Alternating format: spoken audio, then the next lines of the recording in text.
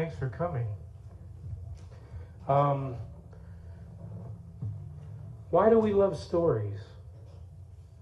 What is it inside human beings that hungers to hear tales about, well, anything really?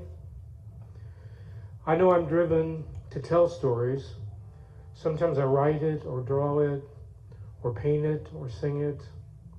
And sometimes I just tell it. Today I'm going to share some of the stories that have stuck with me for a while. The songs I picked out also tell stories. I hope you, the audience, will make meanings of your own. And by the way, you viewers, it's okay to clap and have a good time. And I think for all these pieces, I've built in some audience participation. So be ready for that. And also, in your order of service, and I meant to say this earlier, but if you have a comment or complaint or anything, make a note in your order of service, and I brought a little cup of pencils and pens up here, and give it to me afterwards, because like everything else, this is kind of a work in progress. So if there's something you particularly liked or didn't like. And the other thing I want to say real quick is Janelle is wonderful, and she helped me so much with this service and so many other things. So I just want to make sure I acknowledge her. Once upon a time, there was a little boy named Howard, named after my dad, Howard. So everybody called him Howdy. And that was fine for a while until television came along and Howdy Doody was a thing on television. And then he didn't want to be Howdy anymore.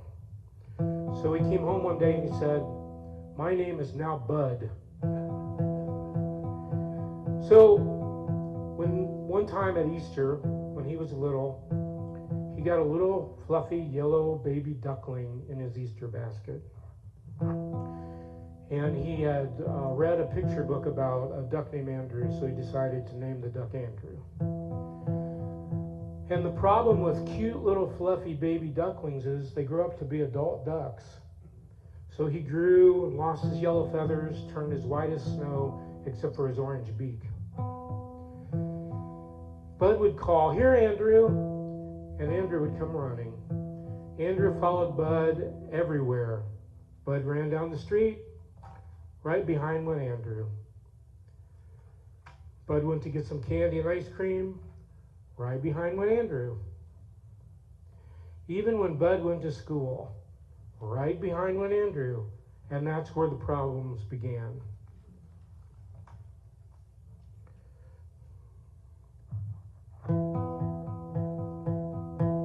Oh, by the way, the audience participation in this is you can quack with me on the chorus. Andrew the duck said quack, quack, quack, quack, quack, quack, quack, quack, quack. Andrew the duck said quack, quack, quack, can't leave me behind. My brother Bud had a duck named Andrew, followed him wherever he would go. Followed him to school one day, but the teacher wouldn't let him through the door. Andrew looked at that teacher, just as mad as he could be. Ruffled his feathers and waddled his butt, and this is what he said. Andrew the duck said quack, quack, quack, quack, quack, quack, quack, quack, quack. Can't hear you quacking. Andrew the duck said quack, quack, quack. Can't leave me behind. So since he couldn't go to school, he started causing all kinds of trouble. Andrew the duck ate the neighbor's flowers, chased the neighbor's dog, walked in the middle of a busy street and sat down like a log. All the cars were honking their horns, all the drivers were mad. All the neighbors said, "Get that duck out of here," but this is what Andrew said. Andrew the duck said quack, quack, quack, quack, quack, quack, quack, quack, quack. Andrew the duck said quack, quack, quack, can't leave me behind. So they had a meeting, family meeting. They talk about, what can we do with this duck? We can't leave him in the middle of this little town anymore. He's causing too much trouble. So my dad said, "Well, I know what. We can take him out to Carpenter's Lake. That's where we go fishing a lot. We'll see him out there." But Bud was not happy. He started crying. He said, "But how will I know which duck is Andrew?" not thinking that most of the ducks would be wild ducks, so it'd be easy to tell them apart. So Bud had an idea.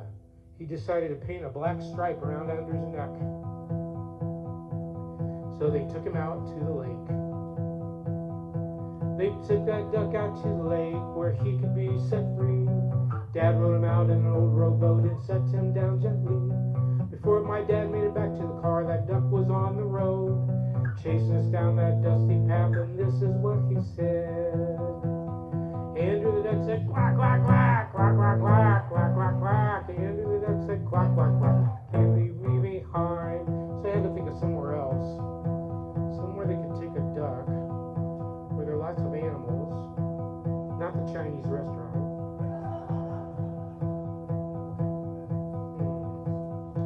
They took that duck out to a farm where lots of animals live. Cows and horses and sheep and pigs and chickens and geese and duck. Andrew and Bud went down to the pond, water so blue and fine. There they saw a family of ducks. And Andrew looked again. And Bud said, go on, Andrew. And Andrew followed right behind. Andrew the duck said, quack, quack, quack.